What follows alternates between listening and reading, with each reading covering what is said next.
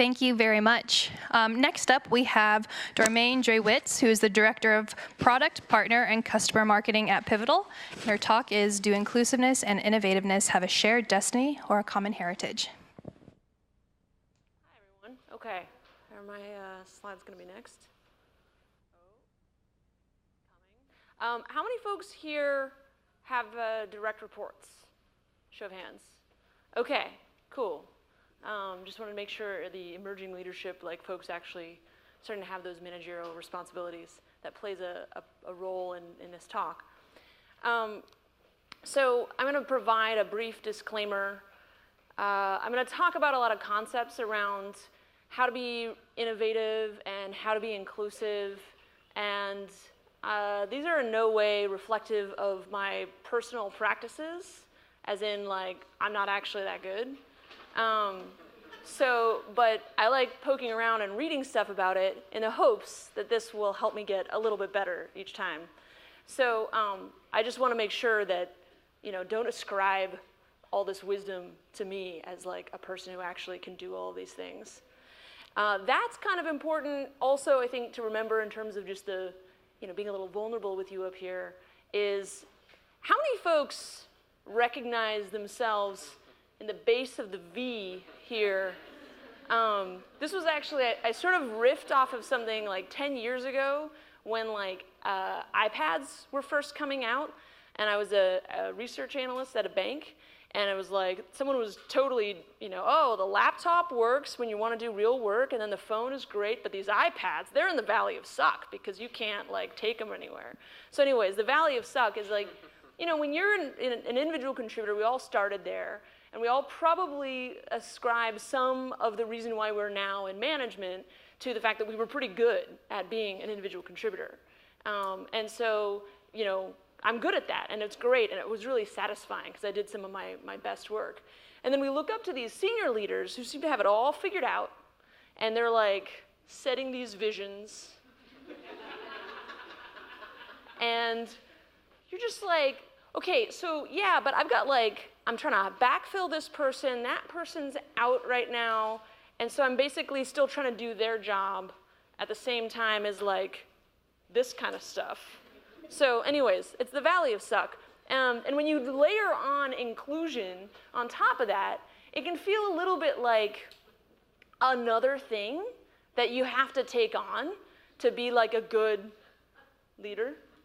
But it's the right thing and you want to do it, but you're like, Jesus, man, how am I going to do this on top of just like getting through the day-to-day stuff? So coming to, like, I'm always looking for these efficiencies, right? If I have to do more, I'm like, how can I do this really efficiently? I became a mom around the same time as I started managing people. And what I started to notice is that in these two very formative stages of my life, is that I got my best parenting ideas from management books, and I got some of my best management ideas from parenting books. But hopefully in a way that doesn't make my team feel like I'm treating them like children. But these things are all really around like the psychology of motivation, right? If I'm trying to motivate my son to put his shoes on to get out the door, right? Or like motivate him to use the toilet, it's not that different really from just trying to motivate someone on your team to maybe step up a little bit more and take on a little bit more because they're kind of actually not taking on as much as they should. So anyways, I found these really interesting overlaps, and so I kind of started to wonder, it's like, if you're trying to be really innovative and inclusive, like, is there some overlap? Like, I've heard a lot of metrics thrown around, particularly in the context of inclusion, that it's like, inclusion is really important and it helps you be innovative. What's interesting is, like, when you go to, like, talks and sessions around innovation, how often does inclusion come up as like, oh, this is one of those things you have to be doing? I'm just going to leave you with that question. I'm just going to like let that marinate a little bit, right? But this was one of those questions that I had is this kind of a one-sided, relationship of convenience between these two concepts? Is being innovative and being inclusive actually something that we get a lot of synergy from? To use like one of the best business words out there. People like to knock it. but when you actually use it in the appropriate context, it's awesome. So this was the hypothesis. All right, so in my largely unscientific and lazy girl method of research, I read some stuff on the internet and decided to identify a set of inclusion patterns and then similarly innovation patterns and just kind of see, did they line up, right? So let's talk about some of the inclusion patterns first. This is one that actually internally I went to an inclusion workshop at my company, at Pivotal Software, and one of the things that they provided in the kit to folks was like, hey, here's an infographic on how to be inclusive every day. Now, the reality is there's a bunch of stuff on this, but if you take the ones that are printed in black, those are the ones that are supposed to be for leaders. So I made them bigger here so you can kind of read them a little bit better, but you can actually go to the site and print out the whole thing really big and like wallpaper your house with it if you really want to. But you get an idea of like some of the things, everything from just really like how you handle these casual encounters to how you're actually dealing with your team and maybe how you're making some of those decisions. And then some other things that are definitely like, ask and then listen, like, oh yeah, I've read that in a parenting book somewhere. So this was one. I was like, okay, cool. So I got like 9 out of this one. And then I read this other article. There's a little bit of an older one on hbr.org where they're just kind of summarizing other research that's really long and I'll never have time to read all of. But I'm like, great, I'll take the summary version. These were the 4 things that came up there, right, in terms of like hiring for talent, not resume. We heard in the last talk, that was a great talk, Ratima, about how, like, yeah, men get kind of judged on their potential as opposed to, their performance. It's like, okay, well, people are trying to be really inclusive, are looking for that potential in more places, more systematically, right? So we get 4 more things out of this one. I'm not going to go through these in a lot of detail, by the way, because at the end, I think it'll be a lot more fun to actually line them up and see what we get. And then the last thing was reading about Google's Project Aristotle. Folks here heard about that one?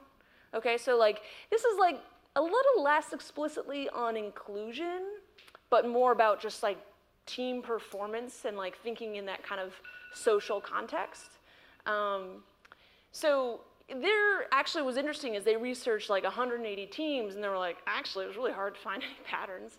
But 2 things kind of bubbled up, and both of these kind of fit into the realm of psychological safety, but basically, is there some kind of equality in turn-taking in conversations?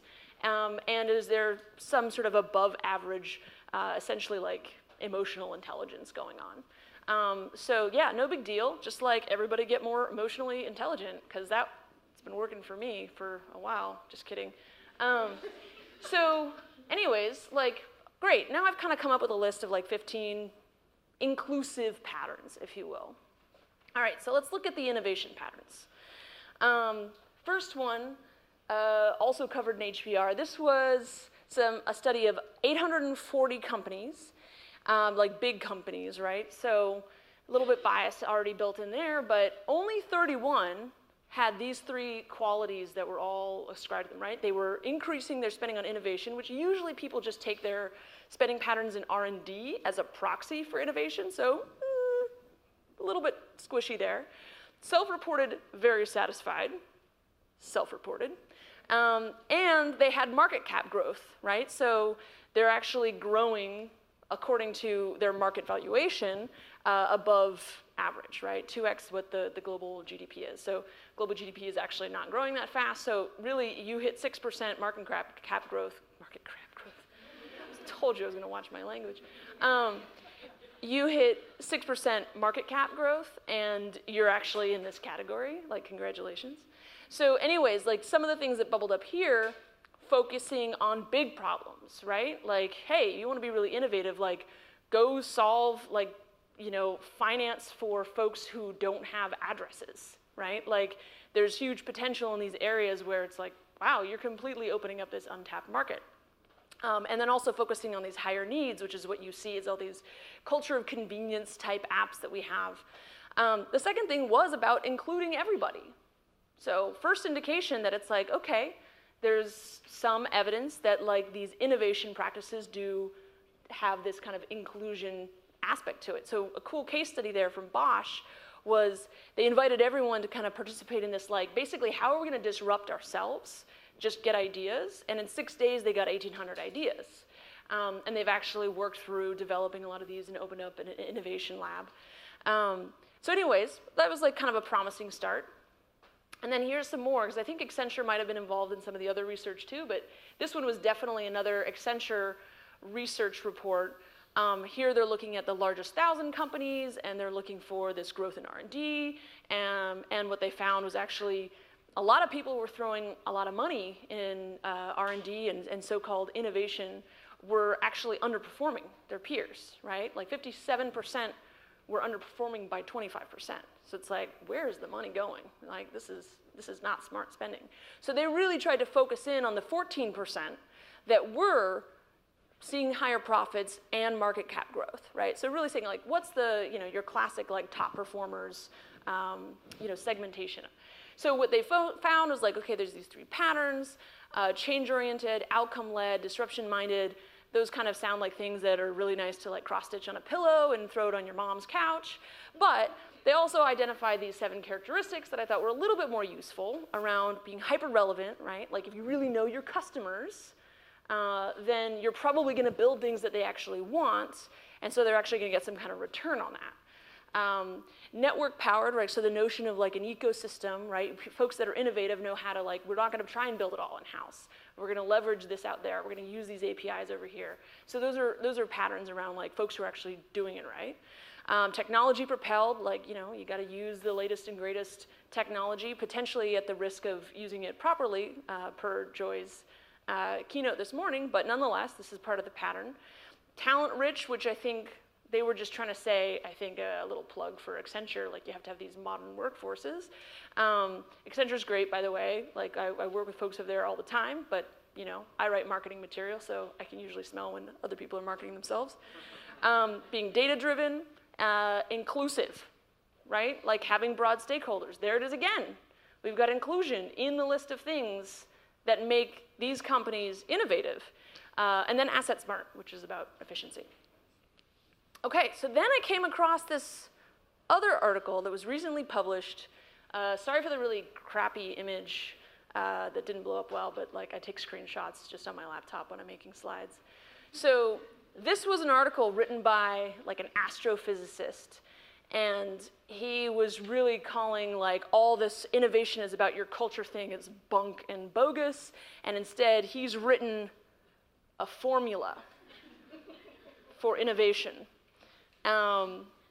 And some of my skepticism is he proceeded, while he debunked the culture stuff effectively, provided zero proof that his formula, other than a few anecdotal references to like Google, there wasn't really any proof that any of this actually works. And I'm a little bit skeptical of people who pull the whole like dazzle them with science sort of approach. But nonetheless, I also like math, so I dug in a little bit. And it was interesting.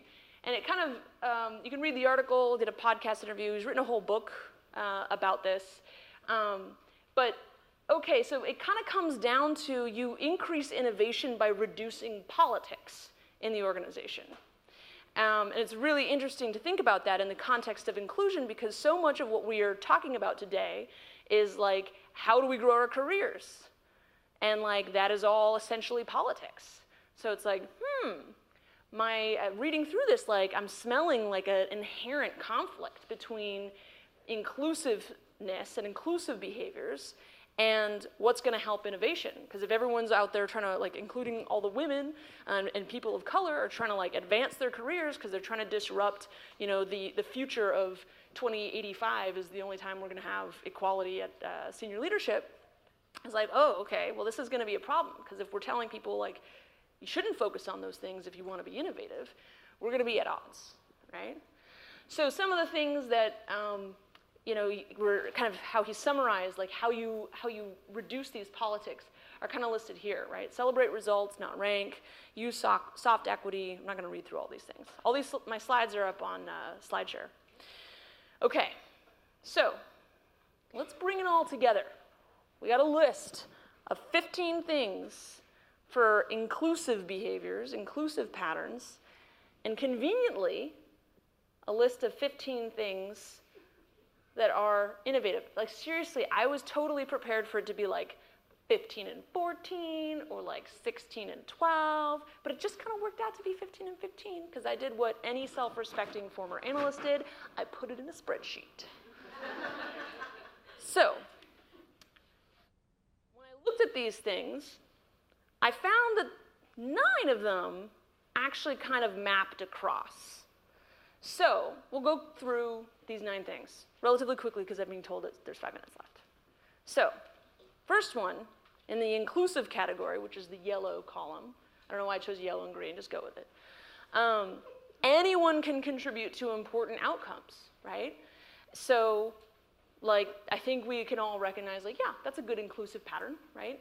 And then actually, what I found was a lot of the things that showed up in the green column came from that, like, science equation guy article, which is super interesting to me.